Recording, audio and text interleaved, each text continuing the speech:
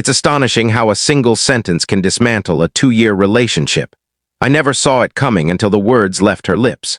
We were lounging on the sofa last night, the television droning on with a show neither of us cared about. I'd posed a simple question: how was your dinner with Ethan? Ethan is her former boyfriend. For the past 6 months, she'd been meeting him for closure coffees or casual dinners about once a month. Each time I pushed down my unease. But this time, she returned home carrying the faint scent of a particular cologne, one I'd noticed on her coat a few weeks earlier and chosen to ignore. All I wanted was an honest response. She glanced at me, a slight smirk curling her lips, and then she chuckled. She actually chuckled. "It's amusing how jealous you get when I see my ex," she said, her tone laced with mockery. "Maybe you're just not cut out to be a boyfriend." I didn't respond. I just stared at the wall behind her. The words lingered in the silent room. She seemed to anticipate a fight, a plea, some kind of emotional outburst. When she got none, she scoffed, stood up, and stormed to the bedroom, slamming the door. I stayed on the couch. I didn't follow, I didn't shout. I just kept replaying that sentence in my mind: not cut out to be a boyfriend. It wasn't an accusation, it was a judgment, and in that moment I realized she was right. I wasn't suited to be a boyfriend to someone like her, so I was done. The next morning she was gone before I woke up, likely expecting me to spend the day brooding and then beg for her forgiveness over my jealousy. I didn't. Instead, I drove to the storage unit and grabbed a dozen large cardboard boxes. I spent the entire day systematically sorting through the apartment, packing every item that belonged to her. Her clothes, her cosmetics, her novels, the small decorative knickknacks she'd placed around the space. I was meticulous. I wrapped her ceramic cups in newspaper and placed her jewelry in a separate cushioned box. I didn't toss anything, damage anything, or keep anything. By 4:00 p.m., 12 boxes were neatly sealed and stacked by the front door. The final step was critical. I'd found Ethan's address easily enough from an old holiday card she'd left in a drawer. I arranged a courier service online, paying $227.50 for same-day premium delivery. The confirmation email arrived at 4:15 p.m. with tracking number 8814B7992C. I printed the receipt and left it on the now bare coffee table.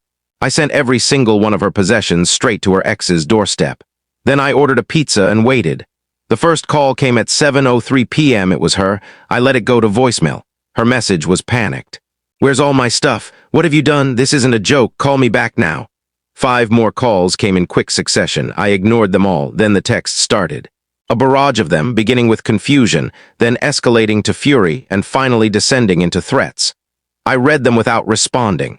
It felt like observing a tempest from behind a sturdy window. The real chaos began the next day. A call from an unfamiliar number. I answered, put it on speaker, and set my phone to record. It wasn't her. It was her mother. "I don't know what kind of twisted game you're playing," she began, no greeting, no preamble, "but you can't just toss Rachel out like that. She has rights, she lives there, you have to let her back in to retrieve her things." I listened calmly until she finished. "Good morning, Linda," I said evenly. "All of Rachel's belongings have been delivered to her. She should check with Ethan. As for her living here, I'd suggest you review the lease for apartment 4B. There was a pause. "What does the lease have to do with this?" she snapped. "Everything," I replied. "Rachel is not and has never been on the lease. She was a guest, my guest, and that invitation has been withdrawn." This was the first cornerstone of my strategy, built on a solid foundation. When we moved in together, I was the only one who signed the lease. She had just started a new job and her credit wasn't strong, so we agreed it would be easier for me to be the sole leaseholder. At the time, it felt like an act of support. Now it was my armor. The guest clause, Section 7, subsection C, was explicit. Occupancy by any single guest cannot exceed 14 consecutive days without prior written approval from the landlord. Long-term guests must be formally added to the lease. She had been a guest for 2 years, and I had never sought that approval. My landlord, Mr. Thompson, was a stickler for regulations. A traditional by-the-book property manager who documented everything. Linda faltered on the other end. "That's absurd. She paid rent." "No," I corrected. "She sent money to my account each month to contribute to expenses. All rent and utility payments came solely from my bank account, and I have receipts to prove it. She has no financial connection to this property." I could hear her breathing, the anger radiating through the phone. "You'll hear from our attorney," she said, and hung up. I immediately drafted an email to Mr. Thompson. The subject line was straightforward. Guest departure notification, apt 4B in the body, I wrote. Dear Mr. Thompson, this is to notify you that my long-term guest, Rachel Martin, has permanently left the premises as of yesterday, September 10th. Per our lease agreement, I remain the sole occupant. Please let me know if you need further documentation. Best, your name. I sent it at 11:32 a.m. His reply came within an hour. Thank you for the update. Your file has been updated accordingly. I screenshotted the exchange. It was another piece of evidence for my records. For a couple of days, things were quiet, unnervingly so. I started to think they might have given up, that the lawyer threat was just a bluff. I should have known better. The next wave came from an unexpected angle, our social circle. We had a tight-knit group of mutual friends, mainly two other couples, Tom and Lisa and Jake and Claire. We'd been close for years. On Thursday night, Lisa texted me, "Hey, can we talk? Something's come up." I agreed. She sounded uncertain. "Look," she started, "I don't want to get involved, but Rachel's been posting some pretty awful things in our group chat. She's saying you had a mental breakdown, screamed at her, and kicked her out with just the clothes she was wearing because you're a jealous, controlling maniac." A cold knot tightened in my stomach. It wasn't enough for her to end things. She had to ruin my reputation, too. "Lisa, do you believe her?" I asked. There was a pause. "Honestly, it doesn't sound like you, but she's being very persuasive. She claims you were tracking her phone and threatened her." This was the smear campaign. I had anticipated it, but hearing the details made it real. "Can you send me screenshots of what she's saying?" I asked. Lisa hesitated, then agreed. A minute later, my phone pinged. There were 5 screenshots from their WhatsApp group, The Crew. I read through them. It was a masterclass in manipulation. Rachel's texts were packed with crying emojis and theatrical claims. "I'm so scared."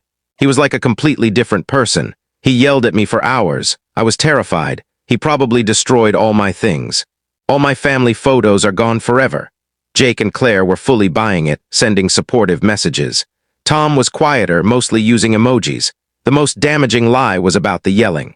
My entire response hinged on the fact that I hadn't said a word. I knew a denial wouldn't suffice. It would be my word against her dramatic performance. I needed undeniable proof. I spent the next hour crafting my response, not for the group chat but a targeted message to Tom and Lisa, the most level-headed of the group. I wrote, "Hey, I'm not going to get into a public fight, but I want you, our closest friends, to know the truth. I'm attaching 3 things. 1, a screenshot of a text from Rachel last month where she admitted to lying about who she was with, saying she was with Lisa when she was actually with Ethan. 2, a screenshot of the courier receipt showing I paid over $200 to have all 12 boxes of her belongings safely delivered to Ethan's doorstep. 3, the final text she sent me before I ended things." The third attachment was the linchpin. I had saved it. After one of her earlier closure meetings with Ethan, I'd texted her, "Hope you had a good time, feeling uneasy about it. Can we discuss later?" Her reply was dismissive. "Stop being so paranoid, it's not a good look. We're just friends. If you can't deal with it, that's your issue." I placed that text next to a screenshot of her group chat message claiming I was a controlling lunatic. The contrast was glaring. I ended my message with one line. "I never yelled, I never threatened her, I never destroyed her things. I simply took her at her word that I wasn't boyfriend material and sent her belongings to the person she clearly preferred." I sent it and powered off my phone for the night. The next morning, Tom replied, "Wow, just wow, we had no idea. Lisa and I are so sorry we doubted you. This is wild. We're staying out of it, but we've got your back." Jake and Claire never reached out. The friend group splintered just like that. Rachel had overplayed her hand, assuming I'd just absorb her attacks. She didn't realize I was keeping records of everything. Her smear campaign backfired, costing her the only friends who might have blindly supported her. She isolated herself with her own lies. A week later, the apartment felt clean, quiet, and truly mine again. I rearranged the furniture, bought a new rug, and tossed out the jasmine-scented candles she loved that I'd always despised. It was serene. I began to think the drama was finally over. Then came the third escalation, the boldest yet. It was a Tuesday afternoon. I was working from home when an unknown number called. It was Linda, her mom, again. This time her tone wasn't angry, it was overly sweet. "Hello," she said, her voice syrupy. "I know things have been strained, but we've got a serious issue." Rachel realized that in the chaos, a precious family heirloom was left behind, her great-grandmother's pearl necklace. "It's been in our family for generations, invaluable both emotionally and monetarily." I stayed silent, letting her continue. She's heartbroken, Linda went on, her voice breaking with fake emotion. She thinks it might have slipped behind the dresser in the bedroom. We wouldn't trouble you, but it's so important. Can we arrange a time for her to come by with me, just for 5 minutes to look? My blood ran cold. This was a trap. There was no necklace. This was a calculated move to get back into the apartment. Once inside, she could refuse to leave, claim tenancy, and start a legal nightmare. They were trying to manipulate me, using sentiment as a weapon. I knew I couldn't just refuse. That would make me seem heartless. I had to prove they were lying. That sounds important, I said, keeping my tone neutral. Let me check. I have a security camera in the living room facing the front door, installed a few months ago after a package was stolen. It records on a loop. I'll review the footage from the morning she left. If she wasn't wearing the necklace when she walked out, it must still be here. I'll call you back in an hour. The silence on the other end was palpable. I could almost hear Linda's plan unraveling. Oh, she said, her voice shrinking. A camera.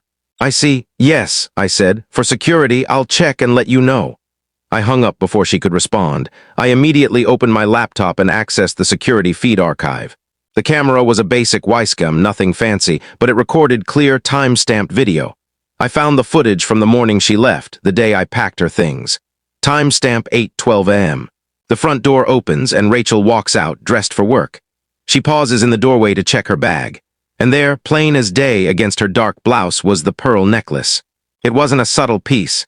It was a bold, unmistakable heirloom she wore for special occasions. She was wearing it as she left for good. I clipped the 15-second video, zooming in on the necklace briefly to make it clear. I attached the file to a new email addressed to Linda with the subject line, "Found it." In the body, I wrote one sentence. Good news, the necklace wasn't left behind after all. See attached video from 8:12 a.m. on September 10th. I hit send. There was no response, no text, no call, no email, nothing. That was the checkmate. I had proven with irrefutable time-stamped video that Rachel and her mother were lying. They'd tried to pull a cunning, manipulative stunt to breach my home and boundaries, and they were caught in the act. The humiliation must have been crushing. There was no way to twist this. I had presented the truth calmly and methodically. The fallout was complete silence from their side. But the story had one final, unexpected twist. About a month after the necklace incident, I got a text from an unknown number. "Hey, this is Ethan. You don't know me, but you sent your ex's stuff to my house a while back." My first instinct was to block him. I was done with all of them, but curiosity won out. I replied with a single. His response came quickly. "Just wanted to say thanks. That was the wildest, most eye-opening thing I've ever experienced. She showed up at my door that night yelling about you, then tried to move into my spare room. It took 2 weeks to get her out. She's unhinged. You dodged a massive bullet, man." I stared at the text. I hadn't considered Ethan's perspective. He wasn't just the ex. He was the unwilling recipient of my retaliation, caught in Rachel's chaos. I typed back, "Sorry you got pulled into that. Hope it's resolved now." His final message was the true closure. "All resolved," blocked her everywhere, realized how much therapy I needed after our breakup. "Your delivery was like the priciest wake-up call ever. Cheers, man." I read his message and felt a sense of finality. It was truly over. The drama was depleted, the lies exposed, the bridges burned to dust. Her attempts to manipulate me, defame me, and deceive me had all failed because I refused to engage in her emotional games. I relied on facts, evidence, and the terms of our agreements. I blocked Rachel's number. I blocked Linda's number. I went to the kitchen, poured myself a whiskey, and savored the deep, simple quiet of my own space.